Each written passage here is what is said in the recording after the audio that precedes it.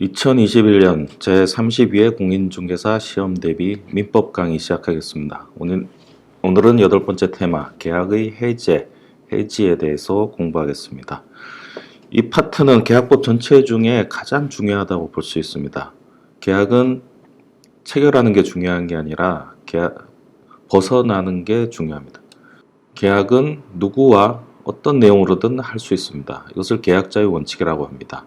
그러나 일단 계약을 하게 되면 그 계약에서는 함부로 벗어날 수 없습니다. 서로 구속관계가 되는 겁니다. 만약 약속을 지키지 않으면 상대방은 국가의 공권력을 동원해서도 이 약속을 강제로 지키게 할 수 있습니다. 그것이 테마 4, 계약의 성립 파트에서 언급했던 내용입니다. 교재 57페이지 민사집행법 5조를 참고 삼아 말씀을 드렸었죠. 경찰도는 국군의 원조를 요청할 수 있다. 그래서 계약은 자유지만 계약에서 벗어나는 건 자유가 아니다. 그런데 이 파트 테마 8 계약의 해제 부분은 그 계약에서 벗어나는 것에 대한 공부입니다. 계약은 체결하는 것보다 벗어나는 게 어렵고 매우 중요합니다. 그래서 이론적으로도 그렇고 실무적으로도 이 부분은 반드시 알아두실 필요가 있습니다. 언제 계약을 해지할 수 있는지, 또 계약 해제 이외에 계약에서 탈출할 수 있는 방법은 무엇이 있는지, 그 부분을 잘 알아두시면 이 계약법이 아주 세련되게 본인의 것이 될 것입니다. 교재는 91페이지입니다. 앞에 사례가 있는데 일단 사례는 넘어가고 92페이지에 있는 이론 공부부터 시작하겠습니다. 계약의 구속에서 벗어나는 경우, 말씀드렸듯이 계약 체결은 자유입니다. 그런데 벗어나는 것은 원칙적으로 금지됩니다. 이 계약의 구속에서 벗어나는 게 더 어렵고 중요합니다. 계약에서 빠져나오지 못하는 이상 자신의 채무를 이행해야 되는데, 이를 이행하지 못하면 채무 불이행 책임을 지게 되는 겁니다. 그 대표적인 효과가 지연손해금 배상, 그 다음에 해제를 당하는 겁니다.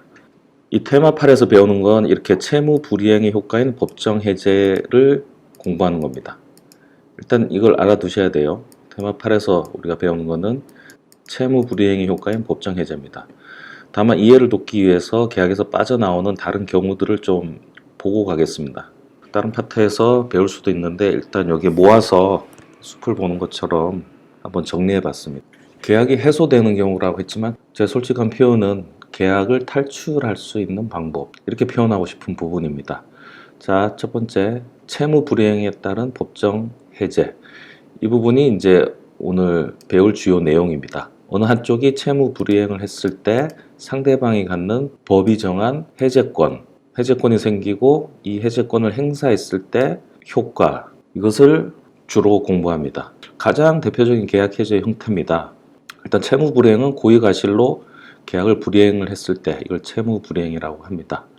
채무 불이행은 이행 지체가 있고 그 이외에 이행 불능이 있습니다. 뒤에 가서 보실 건데, 이행 지체에서는 독촉 절차를 거쳤을 때 해제권이 발생합니다. 원상 회복은 받은 날부터 이자 가산, 손해 발생 시 별도의 배상 책임 발생, 소급표, 제3자 보호 등의 효과가 있습니다. 뒤에서 배울 겁니다. 이게 계약이 해제되는 가장 대표적인 방법입니다. 이 법정 해제권 어디서 보지 않으셨습니까? 이게 하나씩 이제 떠오르면 좋은데, 강의를 잠깐 중단하고 교재 50페이지 8번 종류의 해제권, 가로에 해지권 이렇게 돼 있죠. 여기서 보셨습니다. 즉 계약 해제권은 형성권 중에 하나입니다. 개별 형성권을 볼 때마다 이 50페이지로 가서 체크를 하고 다시 오시기 바랍니다. 제일 좋은 건 그 파트에 있는 형성권 전체 내용을 한번 보시고 오는 게 제일 좋습니다. 형성권은 민법 전체를 관통하는 아주 중요한 개념입니다. 형성권 너무 중요하기 때문에 한 번 더 강조해 드립니다. 자, 93페이지. 즉 채무 불이행을 하면 상대방은 법정 해제권이라는 형성권을 갖게 됩니다. 형성권은 원칙적으로 법이 정해주죠. 그래서 법정 해제권입니다. 이 형성권을 가진 상태에서는 아무 효과가 나지 않지만 이 형성권을 폭탄처럼 투척하면 법률효과가 발생하죠. 그 법률효과가 계약 해제입니다. 여기 지가 붙은 것, 법정 해지권, 해제와 해지에 대해서도 설명을 드렸었죠. 자, 강의 잠깐 멈추시고 교재 71페이지 소급해서 원상회복이 되느냐, 장래를 향해서 중단하느냐, 그 차이입니다. 거기서 언급된 해제, 해지를 오늘 배우는 겁니다. 이렇게 교재로 앞뒤로 왔다 갔다 하면서 입체적으로 좀 만드시기 바랍니다. 처음에 번거롭지만 나중에는 좀 자유롭게 돼요. 이거를 귀찮다고 안 하시면 나중에 힘들어집니다. 자, 가는 뒤에서 자세히 배우겠습니다. 자, 나 당사자 사이에 합의한 약정 해제권. 또 해제권이니까 형성권입니다. 형성권인데 법정이 아니고 약정이죠. 당사자 사이에 해제권이라는 형성권을 만들어 준 겁니다. 자, 약정 해제권은 채무 불이행하고 관계가 없습니다. 그냥 당사자가 야, 너 해제권 가져, 이런 식입니다.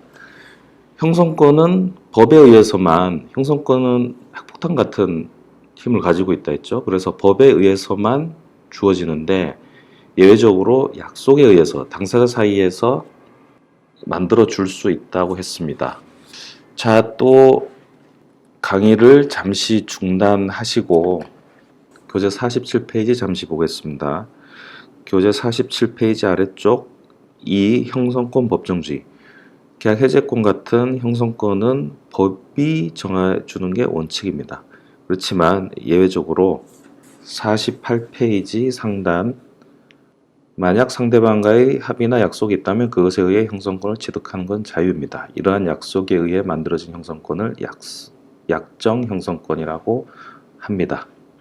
다시 93페이지 돌아오겠습니다. 자, 계약 해제권이라는 형성권은 채무 불이행 때 법에 의해서 만들어지는데 채무 불이행하고 관계없이 당사자 사이에서 합의로 만들 수가 있습니다.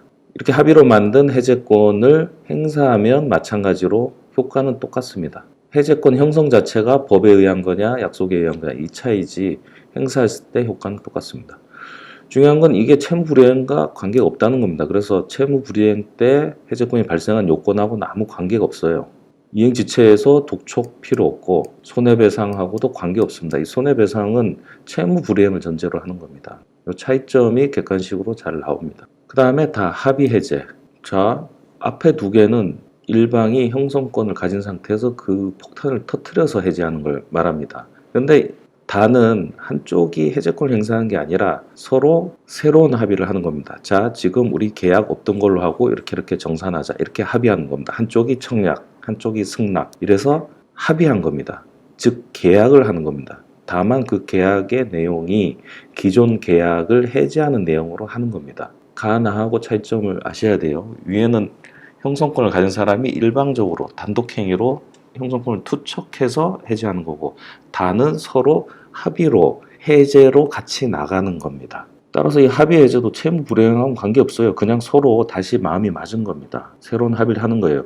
그래서 한쪽이 안 하겠다면 이 합의 해제는 못 하는 겁니다. 그리고 채무 불이행하고 관계없으니까 채무 불이행을 전제로 하는 손해배상도 관계가 없고 법정 해제권에서 규정된 받은 날로부터 지연이자 배상하는 것도 적용되지가 않습니다. 그냥 합의 내용대로 하는 거예요. 합의한 사람마다 다 다르게 할 수 있어요. 규정돼 있지 않습니다.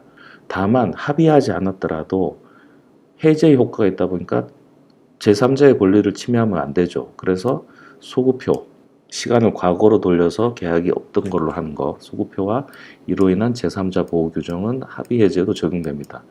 합의 해제는 모든 걸 합의로 하면 돼요. 그런데 이 부분은 합의하지 않았어도 적용되는 거예요. 왜냐하면 제3자가 피해 볼 수 있기 때문에 그렇습니다.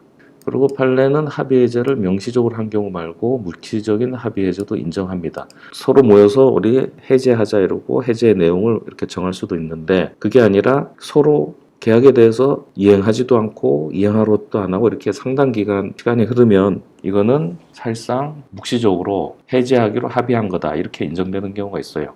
예외적으로 인정되는 겁니다. 자, 일단 세 가지 봤고 네 번째 좀 독특한 경우를 보겠습니다. 자, 계약금 해제 또는 해약금 해제라고 하는데 이건 테마 11에서 배울 겁니다. 배울 거니까 지금은 그냥 감만 익히시기 바랍니다. 계약 체결 당시 계약금 보증금 등 금전 수수한 경우 때 교부자는 이를 포기하고 수령자는 받은 거하고 같은 금액을 반환하면 계약에서 벗어날 수 있습니다. 이거는 스스로 일부 손실을 떠안고 계약에서 탈출하는 거예요. 다시 말씀드리지만 계약에서 탈출하는 게 어렵습니다. 앞에와 같이 합의 해제가 안 되면 법정 해제로 하는데 법정 해제가 되려면 상대방이 채무 불이행을 해야 돼요. 그게 아닌 이상 벗어날 방법이 없어요. 근데 이 계약금만 주고 받았을 때는 이 계약금 금액만큼을 스스로 포기하면 탈출할 기회를 줍니다. 계약금만 주고 받았을 때 한해서. 만약 그 뒤에 추가로 어떤 이행이 진행되면 이 기회도 없어요. 이 탈출 기회를 쓸 수 있는 마지막 기회는 계약금만 주고 받은 상태, 그리고 탈출할 수 있는 조건은 그 계약금 금액만큼을 손실을 감수하는 겁니다. 계약금을 준 쪽은 포기해야 되고 계약금을 받은 쪽은 그 계약금과 함께 같은 금액을 상대방한테 줘야 됩니다. 그 손실을 떠안으면서 탈출하는 거예요. 이 탈출 방법이 의외로 요긴하게 쓸 때가 많습니다. 이것도 채무 불이행하고는 관계가 없어요. 주로 계약해놓고 변심했을 때, 계약해서 변심했을 때 빠져나올 방법은 사실상 저것밖에 없다고 보셔도 돼요. 다만 손실이 있는 거예요. 손실을 떠안고도 탈출하는 거. 뭐 영화 같은 얘기지만 비행기를 몰고 가다가 비행기가 격추된다. 격추된 비행기에 계속 타고 있으면 목숨을 잃는다. 이때 어떻게든 비행기를 탈출해야겠죠. 그때 탈출하려고 하면 내가 뼈가 부러진다. 일단 뼈 부러진 거 감수하고라도 비행기에서 탈출해서 목숨을 구해야겠죠. 이 해약금 해제가 그런 거와 좀 비슷합니다. 한번 약속하면 지켜져야 되니까 벗어날 수가 없어요. 그런데 그 계약을 계속 진행하면 나한테 어마어마한 손실이 발생할 것 같아요. 그때는 계약금 부분만큼 손실 보고라도 탈출해야 되는 상황들이 종종 생깁니다. 다시 말씀드리지만 계약은 탈출하는 게 어렵습니다. 채무불이행과 무관함으로 손해배상, 원상회복, 지연이자 이런 것도 다 관계없습니다. 이거는 그 금액만큼만 손실 떠안고 탈출을 하느냐 이 얘기입니다. 테마 11에서 자세히 배우겠습니다. 굉장히 중요합니다. 자, 의사표시, 무효 취소. 계약을 할 때 청약, 승낙 이게 합치되면 계약이 성립한다고 했죠. 테마 4 계약의 성립에서 배웠습니다. 그 청약, 승낙이 의사표시거든요. 이게 만나면 계약이 되는 거예요. 그 만나서 계약이 된 걸 이제 해제하는 걸 오늘 배우는 건데, 지금 의사표시, 무효 취소는 뭐냐면 그 청약, 승낙이 만나기 전 그 의사표시 하자에 대한 겁니다. 굳이 비유하자면 이래요. 계약이 성립했다 이러면 사람이 태어난 겁니다. 계약을 해제한다 그러면 그 태어났던 사람이 죽는 거예요. 근데 의사표시 무효 취소는 뭐냐면 사람이 태어나기 전 단계에서 남자 여자가 안 만나는 겁니다. 그렇기 때문에 의사표시가 무효 취소되면 계약은 아예 처음부터 없던 게 되죠. 그렇게 함으로써 계약에서 탈출하는 겁니다. 이미 성립한 계약이 성립되기 전 의사표시 단계에서 하자를 주장함으로써 결국 계약이 성립되지 않았다라는 이유로 탈출하는 겁니다. 무효 취소 사유와 계약 해제는 병존할 수 있습니다. 자, 밑에 이 예를 한번 보세요. 부동산 매매 계약에서 매수인이 부동산을 잘못 파악하여 계약을 체결한 것을 알고 매매 대금을 지급하지 않고 버티는 경우 매도인은 매수인의 대금 지급 의무가 불이행됐다는 이유로 계약을 해지할 수 있겠죠. 돈 안 주니까 최고한 다음에 해제할 수 있습니다. 채무 불이행이니까 법정 해제권이 생기는 거예요. 법정 해제입니다. 형성권 행사. 이와 별도로 매수인은 당초 자신이 착오에 의해 계약을 체결함으로 취소, 그러니까 착오는 자기가 청약을 했든 승낙을 했든 그 의사표시 단계에서 착오가 있었으니 그 의사표시를 취소한다 이렇게 할 수 있습니다. 취소하면 무효가 돼요. 무효는 원래 법이 무효라고 선언하는 거고, 취소는 사람이 취소권을 행사해서 무효로 돌리는 걸 말합니다. 이 부분도 나중에 자세히 설명드리겠습니다. 이처럼 한쪽이 해제권을 행사하고 다른 쪽이 취소권을 행사하는 것이 각각 가능합니다. AB가 부동산 매매 계약을 체결을 합니다. A는 부동산을 주고 B는 돈을 줘야 되는 거. 자, B 입장에서 계약하고 나니까 이 집을 자기가 잘못 산 거예요. 착오로 계약했다. 그래서 취소한다. 이럴 수 있고, A는 B가 돈을 안 준다. 그러니까 해제한다. 이렇게 할 수 있는 겁니다. A는 해제권으로 공격, B는 취소권으로 공격. 이렇게 하는 겁니다. 자, A는 이미 성립한 계약을 없애는 거고, B는 아예 계약 성립되기 전의 사유로 계약이 원래부터 없었다고 주장하는 거고, 이게 어떤 효과가 있냐면 해제했을 때 반환 범위와 취소했을 때 반환 범위가 조금 다르고요. 또 시간적으로 보면 해제는 계약이 성립한 이후고 취소는 성립되기 전 사유니까 얘가 시간적으로 먼저입니다. 그렇기 때문에 B가 이 돈을 안 줘서 채무 불이행이 되더라도 이 착오 취소를 해버리면 계약이 없던 게 되니까, 계약이 없으면 계약상 의무도 없고 계약상 의무가 없으니까 계약상 의무 불이행도 없죠. 그러니까 B는 자기 의무를 불이행했다는 책임을 면하게 됩니다. 그 전 단계로 타임머신을 타고 가서 아예 계약을 없애버렸기 때문에 자기는 계약상 책임이 없는 게 되는 거예요. 이렇게 공격 방어가 이루어집니다. 이 예는 뒤에 가서 또 볼 겁니다. 결론만 말씀드릴게요. A가, 즉 매도인이 상대방의 대금 지급 채무 불이행으로 해제를 하더라도 B가 차고 취소를 할 수 있습니다. 서로 자유롭게 자기가 공격할 수 있는 걸 사용하는 겁니다. 시험 문제 어떻게 나오냐면 A가 해제한 다음에는 B는 취소할 여지가 없다 이렇게 나와요. X죠. 이게 어떤 의미인지는 나중에 가면서 점점 깊어집니다. 지금 처음 보고 이해 안 된다고 속상해하지 마세요. 해제 조건 성취, 실권 약관 적용. 테마 20일 뒤에서 해제 조건을 배울 건데 이 해제 조건 성취는 뭐냐면 계약서 내에 특약을 넣어요. 중도금을 약속한 날짜에 지급하지 않으면 계약이 해제된다. 이렇게 특약을 넣습니다. 그러면 중도금 지급하지 않으면 계약이 해제돼요. 앞에 거하고 뭐가 다르면 앞에 거는 채무 불이행을 하면 사람한테 일단 해제권을 주고 그 해제권을 행사할지 말지는 그 사람의 선택에 달려 있습니다. 그게 형성권입니다. 근데 이 해제 조건 성취는 그냥 그 문구 자체가 적용되면 바로 효과가 나는 거예요. 사람을 거치지 않고. 그게 해제 조건 성취입니다. 이런 게 있구나 하고 넘어가시면 되겠습니다. 이 부분 앞에서 설명드렸죠. 계약의 종류에서 해제와 해지 차이, 소급표가 있는지 여부입니다. 주로 해제를 중심으로 설명할 겁니다. 해지는 이 소급표만 다르다 하고 그냥 쫓아오시면 돼요. 저거 하나만 알고는 차이가 없기 때문에 매번 해제지 이렇게 하기 좀 번거로우니까 그냥 해제를 중심으로 설명하면 해지도 똑같다. 다만 이 소급표 부분만 다르다. 이렇게 설명드린 걸 전제로 하겠습니다. 자, 이제 오늘의 본론 법정 해제권.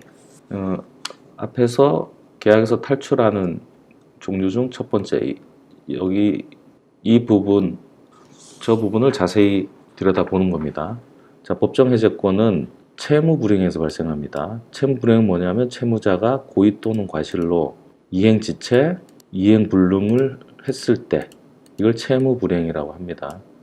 고의 또는 과실이라 돼 있지만 뭐 금전 채무 같은 경우는 그 자체 지급하지 않는 것 자체가 과실이니까 이 채무자의 잘못이 있다 없다 부분이 크게 문제되지는 않습니다. 아무튼 채무 불이행은 그 채무자에게 잘못이 있을 때 인정되는 걸 말합니다. 잘못이 없을 때 적용되는 법리를 하나 배우고 왔죠, 우리가. 기억나십니까? 기억이 나셔야 되는데 쌍무 계약의 효과 중에 위험부담 교재 85페이지, 교재 86페이지. 위험부담은 교재 85페이지부터 있는데 지금 잠시 강의를 멈추고 87페이지 맨 첫 줄 한번 보세요. 위험부담은 계약 당사자 누구에게도 잘못이 없이 후발적 불능이 되는 경우, 즉 누구의 잘못이 없이 이 부분, 그러니까 채무 불이행이 아닌 경우를 말합니다. 네 번째 줄 보시면 채무자의 책임이 있는 경우는 채무 불이행의 문제다 이렇게 돼 있죠. 지금 여기하고 연결되는 겁니다. 95페이지하고 95페이지 다시 오겠습니다. 자, 법정 해제권은 이렇게 채무자의 잘못이 있는 채무 불이행의 때 적용됩니다. 이러한 채무자의 잘못에 대한 제재가 필요한데 그중 하나가 해제권을 주는 겁니다. 다른 제재가 손해배상 채무도 있고요. 이건 법이 정하고 있습니다. 그래서 법정 해제권이라고 표현합니다. 자, 여기서 이제 중요한 거, 지금 이행지체와 이행불능이 있죠.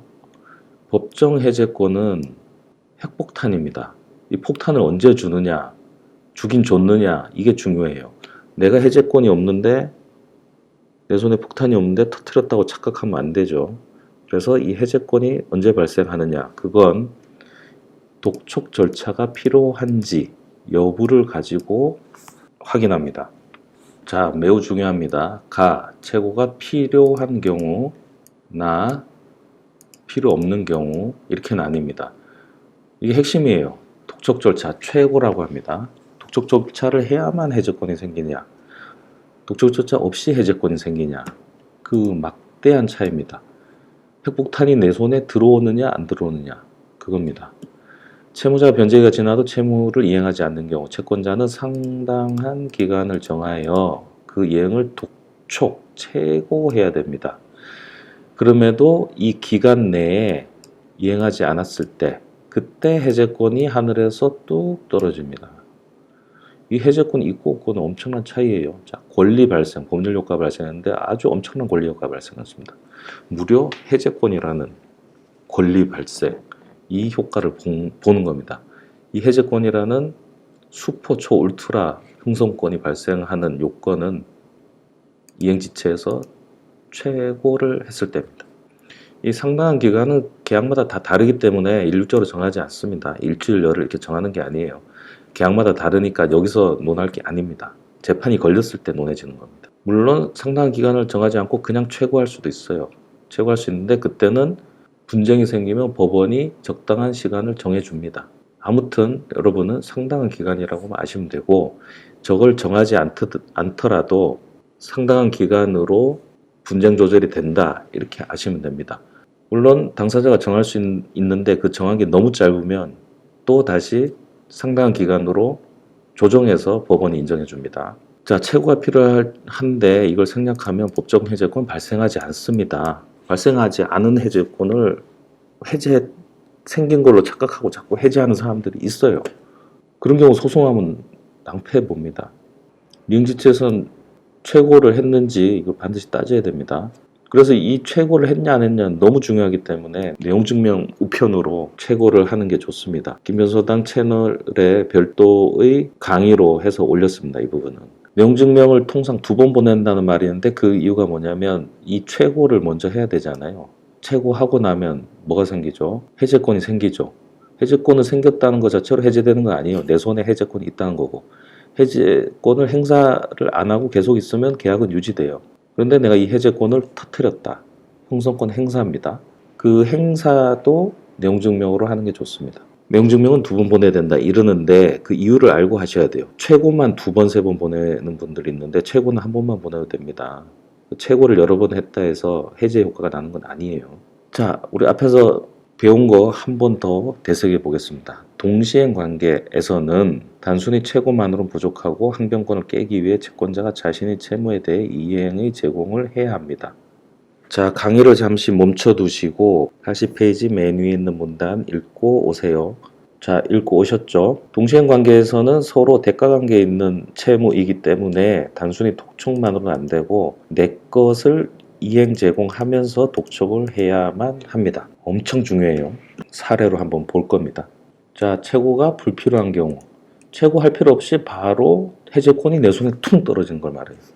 이행 불능. 불능이니까 최고가 의미가 없죠. 불능되는 순간 해제권이 퉁 떨어지는 거예요. 물론 그 불능이 상대방의 잘못, 고의 과실에 의한 거여야 됩니다. 상대방이 이행 거절하는 거. 이거는 거절하고 있을 때 최고를 할 의미가 없죠. 독촉을 할 의미가 없죠. 이미 안 하겠다고 명시적으로 밝혔기 때문에. 그래서 이행 거절하면 이행 불능처럼 최고가 필요 없습니다. 그 다음에 정기행위.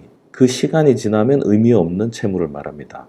행사가 있는데 그 행사 때까지 그 물건이 와야 됩니다. 잔치를 하는데 뷔페 음식이 와야 돼요. 하루 지나서 오면 의미가 있습니까? 없죠. 이행지체가 의미가 없는 겁니다. 이행지체가 곧 이행불능이 되는 겁니다. 그 기간이 정해져 있는 행위, 이거는 그 기간이 지난 순간 해제권이 덜커덕 내 손에 주어지는 겁니다. 이때는 최고가 필요 없습니다. 자, 해제권이라는 핵폭탄이 언제 생기느냐? 최고를 해야 생기느냐? 최고 없이 생기느냐? 너무너무 중요합니다. 잘 구분하시기 바랍니다. 이 사례를 하나 소개를 해 드릴게요. 이건 제가 직접 했던 소송 얘기인데 이행지체에서 최고가 얼마나 중요한지 보여준 실제 사례입니다. 이게 수억 원이 왔다 갔다 한 소송인데 이 소송의 핵심은 이 최고를 했느냐 안 했느냐 그게 쟁점이었습니다. 이 사례는 테마 3의 형성권, 테마 4의 계약 성립, 테마 5의 계약 종료, 테마 6의 동시이행, 테마 8의 해제, 테마 10의 매매, 11의 계약금과 손해배상 이 중요한 쟁점들이 다 들어 있습니다. 이 사례 하나만 아셔도 많은 공부가 되실 거예요. 자, 김변이 자문하는 부동산 개발회사가 있는데 B라는 토지주로부터 20억 원 상당의 토지를 매수하는 계약을 체결했다. 계약금은 3억으로 하고 위약금 특약도 했습니다. 위약금은 계약을 위반하는 쪽이 3억 원을 물어주는 겁니다. 계약금을 받은 쪽은 받은 3억과 같은 금액 3억, 6억을 상대에게 줘야 되고 계약금을 지급한 쪽은 저 3억을 포기하는 겁니다. 그게 위약금 특약입니다. 위약금 특약도 나중에 여기서 배웁니다. 테마 11에서. 잔금은 6개월 이내에 지급하기로 했습니다. 그런데 회사의 자금이 부족한 A는 매매 대금에 대해 돈이 마련될 때마다 찔끔찔끔 줬죠. 이렇게 누적돼서 지급한 돈이 1년에 걸쳐 약 5억 원 정도는 갔습니다. 이미 잔금 지급기일도 6개월 넘겨서 1년이 지나도록 15억 원의 잔금을 못 줬습니다. 20억 중에 15억을 못 줬습니다. 그 상태로 또 6개월 지났습니다. 계속 뭘 못 준 겁니다. 계약 시부터 1년 6월 지났고 잔금 지급기일은 이미 1년이 지났으면 여전히 15억 원 잔금이 남아있다. 변명의 여지가 없죠. 채무 불이행입니다. B는 더 이상 기다리는 것이 무의미하다고 여기 A에게 계약 해제 통보를 했습니다. 자, 해제합니다 라고 통보했습니다. 그 다음에 그 팔았던 토지를 다른 사람한테 팔아버렸어요. 그 다음에 A한테 지금 5억 원 받은 거 있잖아요. 이거 꿀꺽. 위약금 특약에 따라서 꿀꺽. 자, 이 부동산 개발회사가 저한테 찾아와서 읍소를 합니다. 5억 원을 고스란히 잃어야 합니까? 이렇게 됐어요. 보면 일은 잘못을 했죠. 채무 불이행을 했으니까 계약 해제 당하고 위약금 물어줘야 될 것 같잖아요. 근데 결과는 정반대로 나왔습니다. 여기에 빠진 게 있네요. A는 자, 김변은 회사를 대리하여 오히려 B에게 계약 해지하고 8억 원을 지급하라는 소송 제기에 승소했습니다. B는 A가 계약을 위반했는데 왜 A가 책임을 안 지고 자기가 책임을 지나 이렇게 항변했지만 기각당했습니다. 이유는 뭘까요? 자, 정답은 이 최고 하나를 안 했기 때문입니다. 이 독촉 절차를 하나 빼먹은 거, 내용 증명 한번 보내는 거, 이거 하나에 몇억 원이 왔다 갔다 한 거예요. 즉, 이행지체에서 최고는 단순한 독촉의 의미가 아니라 형성권인 계약 해제권이라는 권리 발생시키는 핵심 요건입니다. 너무너무 중요하죠. 그래서 내용 증명으로 해야 됩니다. 이런 부분. 내용 증명은 뭐 아무 때나 하는 게 아니고 이럴 때 하는 겁니다. 자, A가 계약을 위반한 건 사실이에요. 맞아요. 금전채권은 이행 불능이라는 게 없습니다. 이 세상에 돈이 마르기 전에는. 그래서 이걸 지급하지 못한 것은 이행지체가 돼요. 그럼 이행지체 때는 계약 해지권을 갖기 위해서는 상당한 기간을 정해서 이행 최고를 해야 된다고 했죠. 그 다음에 이 상당한 기간 내에 이행이 되지 않으면 형성권이 해제권이 탄생하는 겁니다. 그럼 이 형성권을 가진 사람이 이 형성권을 폭탄을 터뜨리면, 즉 해제권을 행사하면 그때 해제됩니다. 그 해제 책임이 있는 상대방은 손해배상 책임도 부담하는데 여기는 위약금 특약이 있기 때문에 계약금인 3억 원이 상대방한테 가는 겁니다. 자, 위 사례에서 A 이행지체는 분명한데 자, B가 계약 해제권을 행사했는데 여기 이제 빠뜨린 거죠. 이 최고를 누락한 겁니다. 그래서 B에게는 계약 해제권이 아직 안 생긴 거예요. 빈손이에요. 근데 가지고 있지도 않은 폭탄을 던진 거예요. 해제권이 없는데 해제한다고 던진 거예요. 빈손만 허공에 날린 겁니다. 그래서 민법 세계에는 아무런 미동도 없죠. 해제권이 없는데 행사했으니까. 민법은 권리의 발생, 변경, 소멸에 대한 법입니다. 그래서 누구에게 어떤 권리가 발생했는지, 변경했는지, 소멸했는지를 확인하는 능력을 키우는 게 민법이에요. 이분이 이 실전 테마 민법을 공부 안 해서 지금 생긴 문제인데 없는 해제권을 행사한 거죠. B는 없는 권리를 있다고 믿는 실수를 한 겁니다. B가 계약 해제권을 갖기 위해서는 A에게 상당한 기간을 전에 독촉해야 합니다. 더군다나 부동산 매매는 쌍무 계약이죠. 그리고 변제기를 지났기 때문에 모든 매매대금 지급 의무와 소유권 이전 의무는 동시 이행 관계죠. 테마 6 한 번 더 보고 오세요. 동시행 관계. 이 두 개 동시행 관계와 해제를 결합해서 이해하시면 굉장히 지식이 세련돼지십니다. 즉 B는 단순히 매매대금 지급 독촉만 하면 안 되고 자신의 소유권 이전 등기서를 준비해 이행의 제공, 상대가 받을 것까지 필요 없고 준비해서 상대방에 통지하는 거예요. 그게 이행의 제공입니다. 이렇게 하면서 독촉하면 동시이행 관계는 깨지고 상대방은 이행지체가 되죠. 제가 방금 말씀드린 거 교재 80페이지에 있으니까 한번 보고 오세요. 이행의 제공을 하면서 매매대금 독촉을 해야 합니다. 예. B는 이러한 절차를 생략했으므로 해제권이 발생하지 않았습니다. 즉 계약은 미동도 없이 유지됩니다. 해제가 안 됐으니까 계약은 유지되고 당사자는 그 구속에서 벗어나지 못한 상태입니다. A와 B는 계약 중이라는 거예요. 계약은 있습니다. 자, 근데 좋아요. 여기까지 좋다 이거야. 계약이 유지돼. 그래, 해제는 안 됐어. 여기까지 좋은데 왜 그러면 B가 오히려 책임을 지느냐, 이 부분입니다. 계약이 해제됐다고 믿고 나아간 다음 행동이 문제가 있는 겁니다. B가 뭘 했죠? 팔았죠. 자, A 입장에서 보겠습니다. 계약은 유지되죠. 왜냐하면 B가 맨손만 허공에 흔들었기 때문에 이 상황에서 B는 매매 목적물을 팔아버린 겁니다. 팔아버렸다는 건 뭐냐면 A한테 넘겨줄 수가 없어요. 지금 계약이 유지되고 있는데 A한테 계약 이행을 할 수 없어요. 이거는 이행 거절 또는 이행 불능이 돼버리는 겁니다. 그렇잖아요. 이건 B가 자기가 해제권이 없는데 해제를 했기 때문에 B 잘못입니다. 그러니까 B의 채무 불이행이 됐어요. 그럼 또 문제는 이 이행 거절과 이행 불능 최고가 필요 없죠. 이행 지체에서만 최고가 필요하잖아요. 그러니까 이건 최고 없이 바로 해제권이 생겨버린 겁니다. A한테. 근데 김변이 이걸 위임받아서 소송하면서 해제권을 행사해버린 겁니다. A한테 발생한 해제권을. 이거는 맨손이 아니죠. 엄연히 손에 해제권이 있었고 그걸 던졌기 때문에 해제 효과가 발생합니다. 그래서 계약 해제권 행사는 유효하고 계약 해제 책임은 B가 져야 됩니다. B는 없는 해제권 행사했고 A는 실제 있는 해제권을 행사한 겁니다. 자, 책임 범위 관련해서는 계약이 해제되면 원상 회복 의무가 있으므로 돈은 받은 건 상대방한테 돌려줘야 됩니다. 그런데 뒤에 보겠지만 금전을 돌려줄 때는 받은 날부터 이자를 붙여서 돌려줘야 됩니다. 그 다음에 계약상 채무불이행 책임이 있기 때문에 위약금 특약에 따라 계약금 금액인 3억 원을 추가로 배상해야 됩니다. 이것도 테마 11에서 배우겠습니다. 따라서 총 8억 원, 받은 돈 5억 원에 위약금 3억 원, 그 다음에 5억 원에 대해서는 받은 날부터 이자를 붙여 배상해야 되는 겁니다. 엄청나죠? 최초 B는 자기가 받은 3억 원 그냥 꿀꺽하고 계약 해제를 하려고 했다가 8억 원을 돌려주게 된 겁니다. 이게 저거 딱 하나입니다. 최고를 했느냐 안 했냐 그거 하나, 내용 증명 하나가 수억 원짜리가 돼버린 거예요. 이행지체에서 해제권을 갖기 위해서는 최고해야 된다. 너무 중요하죠. 계약 해제권은 형성권입니다. 이 해제권이 누구한테 언제 주어지는지 명확히 알아야 됩니다. 특히 이행지체에서는 이 최고를 해야 되는데 이게 현실에서 쉽게 간과되는 경향이 있습니다. 너무 많아요. 이거 생각하는 경우가. 그냥 상대가 채무 불이행하면 해제 이렇게 하는데 큰일 납니다.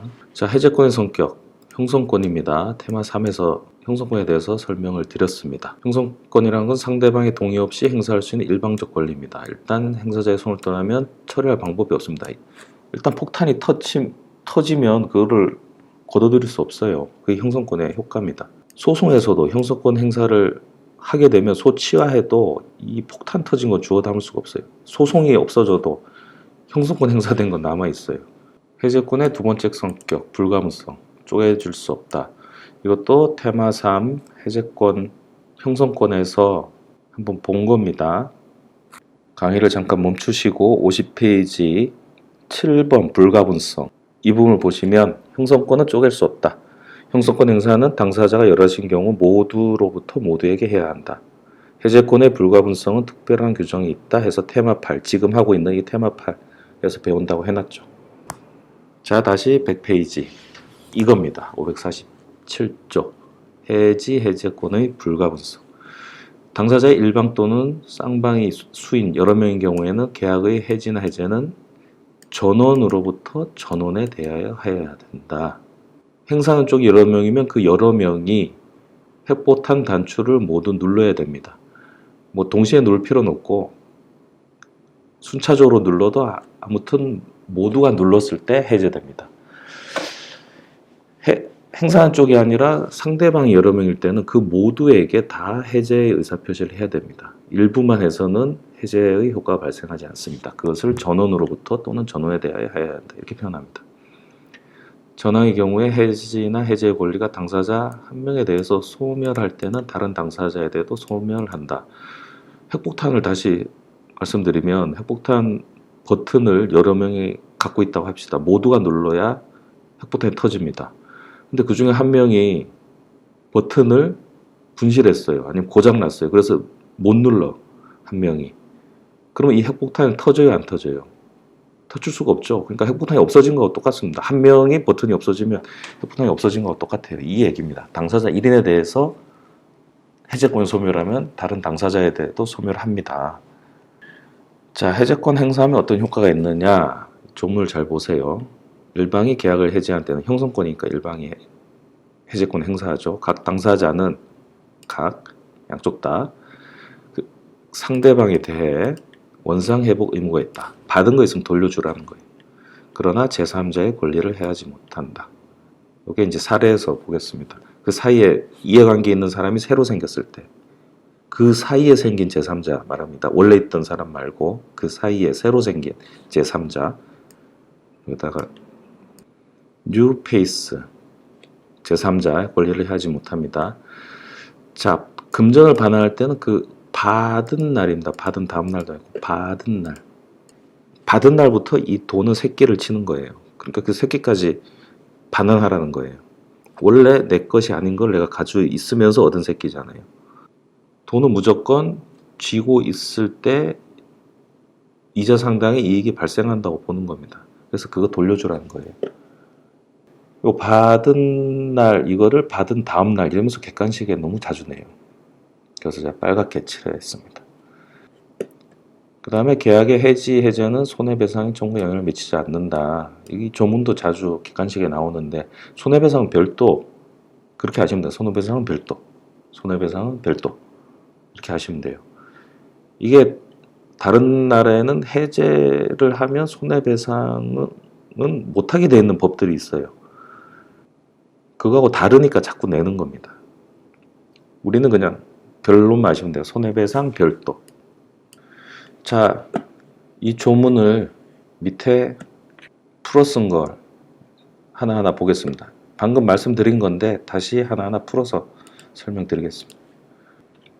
계약 해제권 행사에 따른 계약 해제는 소급표가 있습니다.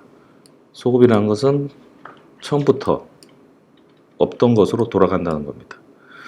근데 시간을 돌릴 수는 없으니까 실제 소급할 수는 없고 소급한 것처럼 정산한다는 거예요. 그러니까 상대방에 대해서 원상회복을 하는 겁니다. 원래 안 받았던 것처럼. 그걸 소급표라고 합니다. 받았던 건 소급해서 돌려주고 아직 안 받은 건 그대로 소멸하겠죠. 내가 계약이 있으니까 계약상 의무로 줄 게 있었어요. 근데 계약이 해제되니까 줄 의무는 없어졌죠. 아직 안 준 거는 그대로 줄 의무가 없어지는 겁니다. 계약상 채무 소멸, 법률 효과죠. 받은 건 원상회복. 근데 원상회복 할 때는 받은 걸 줘야 되는 게 맞죠. 원물반환. 그런데 원물반환에 불과하면은 돈으로 돌려줍니다. 그 다음에 그걸로 얻은 과실이나 이익이 있으면 같이 반환하는데 돈일 때는 이자를 언제부터? 받은 날부터 이자를 열매로 보는 거예요. 그냥 돈 자체로 발생한 이익으로 보는 겁니다. 이게 좀 어려울 수 있는데 물권법에서 할 건데 지금 한번 설명드리겠습니다. 어렵습니다. 어렵지만 나중에 반복하기 위한 전제로서 설명드릴게요. 물권은 예를 들어 소유권, 공시 방법과 무관하게 당연히 복귀한다. 무슨 얘기냐면 부동산 소유권은 등기로 움직이는 거거든요. 계약을 하고 이행이 돼서 등기가 넘어갔어요. 그 다음에 해제가 됐다. 그럼 해제가 되면 해제에 따라서 등기를 다시 받아와야 되잖아요. 근데 그 받아오기 전에 이 소유권은 누구 거냐 이 얘기입니다. 우리 법은 해제권이 행사되면 등기가 남아있어도 소유권은 복귀한다고 보는 겁니다. A가 B한테 집을 팔았어요. 계약을 체결하고 등기도 했어요. 그 다음에 돈을 줘야 되는데 어떤 이유에서인지 뭐 돈을 못 줬든지 계약이 해제됐다고 합시다. 계약이 해제되면 A는 받은 돈을 돌려줘야 되죠. B는 집 등기를 넘겨줘야 되죠. 자, 해제한 다음에 오늘 해제했어요. 1월 10일. 그럼 해제했으면 등기 받아야 되잖아요. 등기소 가서 뭐 하고 뭐 만나서 약속해갖고 막 해야 되잖아요. 그러면 여기 시차가 있을 거예요. 그냥 가장 빠르게. 정말 불가능한 시간이지만 해제한 후에 이때 등기 회복을 했다고 합시다. 그럼 요 사이에 이 집은 누구 거냐는 거예요. 요 사이에는 지금 B로 돼 있고 여기는 A로 복귀했을 거 아니에요. 요 시점에 이 집이 누구 거냐 이겁니다. 우리 법은 해제하면 무조건 소유권이 복귀한다. 즉 이때는 등기는 B지만 소유권은 A 거다. 이겁니다. 자, 이 상황에서 어떤 문제가 생기냐면 지금 지금 계약이 해제됐는데 등기는 B한테 있잖아요. 이 B가 등기가 있으니까 C한테 또 등기를 넘겨줄 수 있죠. 계약이 해제되기 전에 해제될 줄 모르고 넘겨줄 수도 있고 해제된 다음에 에이 넘겨야지 이럴 수도 있고 두 가지입니다. 일단 해제되기 전에는 해제될 줄 모르잖아요. 그러니까 해제되기 전에 소유권이 넘어갔으면 그 소유권 받은 사람, 요 C는 보호됩니다. 계약 해제 전에 등기 명의자는 등기가 자기 앞으로 되어 있는 것을 기회로 다른 사람에게 부동산을 처분할 수 있죠. 이렇게 계약 해제 전 새로운이에요. 원래부터 있던 사람 아니고 계약 해제 전에 새로운 이해관계를 맺은 제3자, 여기서 C 같은 경우는 보호됩니다. 보호된다는 건 뭐냐면 해제되면 소유권이 A로 복귀한다 했잖아요. 그러면은 등기가 B로 돼 있다 C로 돼 있어도 A가 해제하면 A께 돼야 되잖아요. 그런데 우리 법이 이 새롭게 등장한 사람한테는 이걸 적용하지 않는다는 거예요. 그래서 C는 소유권을 유지하게 되는 겁니다. 이때 A는 B한테 내 소유권 못 넘어왔으니까 네가 돈을 물어줘 이렇게 합니다. 원상 회복되지 못한 부분은 손해배상을 통해 보완하는 겁니다. 이때 손해배상이 필요한 겁니다. 자, 정리할게요. 계약이 해제되면 이미 이행된 건 원상회복으로 돌려줘야 됩니다. 돌려주는 것은 원물로 해야 되는데 원물이 안 되면 가액으로 돌려줘야 됩니다. 돌려줄 때는 그걸로 인한 이득, 특히 금전에서는 받은 날부터 이자도 같이 돌려줘야 됩니다. 그 다음에 돌려주는 게 소유권 등 물건일 때, 그때는 등기가 넘어오지 않더라도 소유권은 당연히 복귀합니다. 당연히 복귀하기 때문에 물권자로서 등기를 달라고 요구할 권리가 있습니다. 그런데 등기가 넘어오기 전에 새로운 사람에게 물권이 넘어갔다. 그러면 그 사람은 보호됩니다. 그 결과 물권 복귀되는 건 차단되기 때문에 그 손해에 대해서는 상대방에게 손해배상 청구를 통해 보완하는 겁니다. 이렇게 반복해서 한 번씩 해보세요. 손해배상. 회복되지 않은 손해는 배상합니다. 넘어갑니다. 자, 방금 했는데 계약 해제 전 새로운 법률관계 제3자는 민법 규정에 의해서 보호됩니다. 선은 모른다는 거, 악은 안다는 거잖아요. 해제 사유가 있는지에 대해서 알든지 모르든지 상관없이 보호됩니다. 미래에 해제가 될 줄 어떻게 알겠습니까? 그래서 해제하기 전에 새로 법률관계를 맺었으면 나중에 해제되더라도 그 해제 효과를 받지 않아요. 이거는 민법 조문에 의해서 보호되는 겁니다. 근데 요거 보세요. 구분을 잘 하셔야 돼요. 계약 해제 후, 계약 해제됐으면 돌려줘야 되잖아요. 그런데 계약 해제됐는데 돌려주지 않고 남한테 팔았을 때 그 산 사람, 계약 해제 후 새로운 법률관계를 맺은 제3자, 이 사람은 이거하고 달라요. 이거는 해제되기 전에 받았는데 이거는 해제된 후에 받은 거예요. 이건 애매하죠. 해제했으면 돌려줘야 되는 거 그냥 중간에서 팔아치워버린 거예요. 이때는 우리 판례가 아예 보호하지 않기도 그렇고 그렇다고 무조건 보호하기도 그렇고 그래서 이때는 선의 3자, 즉 해제된 거 모르고 산 3자만 보호를 합니다. 이거 두 개 구분하셔야 돼요. 이 전이냐 후냐 이거 객관식에서 막 바꿔냅니다. 해제 전에는 선악법문 보호되는 게 맞죠. 근데 해제된 후에 받는 사람은 그 사람이 모르고 받았을 때만 보호해야죠. 말로 하면 당연한데 글로 하면은 뭔가 이상한 새로운 게 있는 것 같아서 헷갈려요. 요거 물으면 요 페이지를 잘 떠올리세요. 자, 중요한 건 다 했고 마무리하겠습니다. 해제권 소멸, 제척기간 10년. 여기 지금 오타가 있네요. 테마 3에서 배웠죠. 테마 3에서 형성권의 수명, 권리의 수명, 그 제척기간이라는데 10년이라고 했죠. 형성권은 언제 터질지 모르는 불안감을 상대방에 줄 수 있습니다. 그래서 영원히 줄 수는 없고 10년의 수명을 줍니다. 그래서 저 기간이 지나면 소멸을 하게 됩니다. 넘어가겠습니다. 자, 최고에 의한 소멸. 10년이다 보니까 상대방 입장에서는 저게 언제 터질지 불안하죠. 그래서 상대방이 10년 동안 무조건 기다리라 하는 건 좀 가혹합니다. 그래서 상대방이 먼저 의사를 묻는 거예요. 상당한 기간을 정해 해제권을 행사할지 말지 확답을 최고 독촉하는 겁니다. 근데 상대방이 그 기간 안에 해제 통지를 받지 못한 경우 해제권 소멸합니다. 그래서 상대방 입장에서 불안하면 해제권 행사할 거예요 말 거예요. 좀 빨리 답 좀 주세요. 라고 했는데 상대방이 가만히 있어. 그러면 해제권이 없어지는 거예요. 그러니까 이걸 적극 활용할 수 있겠죠. 마냥 10년 기다리는 것보다 한번 찔러보는 거예요. 해제권자 귀책 사유, 해제권자의 잘못으로 계약 목적물이 현저히 훼손되거나 반환할 수 없게 된 때 또는 가공이나 계좌로 인하여 다른 종류의 물건으로 변경된 때 해제권 소멸한다. 이런 게 있구나 하시면 되겠습니다. 사례 문제 풀어볼게요. 91페이지 맨 앞에 있는 사례 먼저 보겠습니다. 김효선당 총무 주봉균과 일기 김세기는 김세기가 소유하고 있는 평창주택을 1억 원에 매매하는 계약을 체결했습니다. 사례가 다 비슷비슷합니다. 반복해서 좀 훈련이 될 수 있도록 같은 사례를 조금씩 응용해서 쓰고 있습니다. 8월 1일 체결하고 계약금 1,000만 원, 중도금 4천, 잔금 5천인데 동시행 관계요. 소유권 이전 서류와 중도금까지 모두 지급했네요. 계약금하고.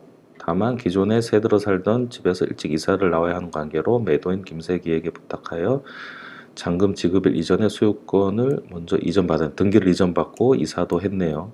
아직 잔금은 남아있는 상태에서 이거부터 받은 겁니다. 소유권부터. 그런데 추봉규는 잔금 지급일까지 잔금을 마련하지 못한 채 넘겼네요. 이거는 불이행이 됐네요. 그래서 김세기는 2020년 1월 15일 내용 증명으로 촉을 했습니다. 이행지체에서 독촉을 했으니까 해제권이 적법하게 일단 생겼죠. 그 내용 증명은 다음날 추봉규에 도달했습니다. 그러나 추봉규는 기간 내에도 잔금을 지급하지 못했습니다. 이때 뭐가 생겨요? 해제권. 해제권 발생이라는 법률 효과가 발생했습니다. 권리 발생. 그러면 김세기는 계약 해제권 행사에 있는 해제권을 행사했어요. 그러면 해제의 효과가 발생합니다. 원상회복으로 주택의 소유권을 반환해달라고 요구했습니다. 일단 해제를 하면 소유권은 당연히 돌아왔습니다. 다만 등기가 남아있으니까 등기 넘겨달라고 하는 얘기입니다. 그런데 계약 해제된 후에 2020년 2월 15일 평창주택을 같은 조기축구 회원이자 김변서당 일기인 문윤창에게 1억 원에 매도하고 소유권을 넘겨버렸네요. 추봉균이 나쁜 짓 했죠. 계약 해제됐는데 김세기에게 돌려줘야 되는데 삼자한테 팔아버린 거예요. 이 문윤창님은 김변서당 이름을 짓는데 아이디어를 제공하신 분입니다. 감사합니다. 자, 추봉균이 계약 해제 사실을 숨겼기 때문에 문윤창도 김세기가 계약 해제권을 행사한 사실을 몰랐습니다. 몰랐다. 선의입니다. 자, 김세기는 문윤창에게 이제 김세기에게 소유권이 복귀돼 있으니까 이 소유권자죠. 등기하고 관계없이 해제와 동시에 당연 복귀됐으니까 문윤창에게 말하기를 해제됐으니 소유권을 자신한테 돌려달라. 등기 달라는 겁니다. 문윤창은 이 요구를 거부할 수 있는가? 결과적으로 거부할 수 있죠. 계약 해제 후 제3자이기 때문에 판례에 의해서 보호됩니다. 자, 102페이지 한번 보고 가겠습니다. 자, 해제에 있어 3자 보호. 계약 해제 전 새로운 법률관계 3자는 선악 불문 보호되고 계약 해제 후 새로운 3자는 선의인 경우 보호됩니다. 판례에 의해서. 103페이지 사례 해설. 결론적으로 문윤창은 김세기의 주택 반환을 거부할 수 있다. 일단 계약 해제가 적법한가? 이행지체인데 최고했기 때문에 계약 해제권이 발생했고 이걸 행사했기 때문에 계약은 적법하게 해제됐습니다. 자, 효과, 소급효가 발생해서 물권은 자동으로 복귀하죠. 그래서 등기와 무관하게 주택 소유권 김세기에게 복귀하는 게 원칙입니다. 계약 해제 전 3자는 선악불문 보호됩니다. 근데 이 사례에서는 계약 해제 후 3자죠. 계약 해제 후 3자. 계약 해제가 됐음에도 매매 부동산에 처분된 경우가 발생할 수 있다. 이것은 민법이 정하고 있지 않아요. 그래서 우리가 판례를 통해서 해제 사실을 몰랐던 3자는 보호된다라는 입장입니다. 따라서 문윤창님은 추봉균이 계약 해제를 당한 이후에 매수했습니다만 추봉균이 계약 해제 사실을 숨겼기 때문에 선의임으로 보호됩니다. 따라서 문윤창은 김세기의 소유권 반환 청구를 거부할 수 있습니다. 예, 계약 해제 엄청 어렵고 엄청 중요한 내용입니다. 수험생도 그렇고 일반 거래 관계에서도 이 해제 부분이 의외로 엉망으로 돌아가는 경향이 있어요. 이번 기회를 통해서 한번 잘 정리해 두시면 공부에도 도움되고 일상생활에서도 매우 유용한 무기가 될 것 같습니다. 또 테마 8 부분은 웩스 문제는 따로 풀어드리지는 않겠습니다. 각자 풀어보시면서 한번 정리하시기 바랍니다. 매우 중요한 부분이니까 조금 신경 써서 봐주시면 좋겠습니다. 오늘 여기까지 하겠습니다. 수고하셨습니다.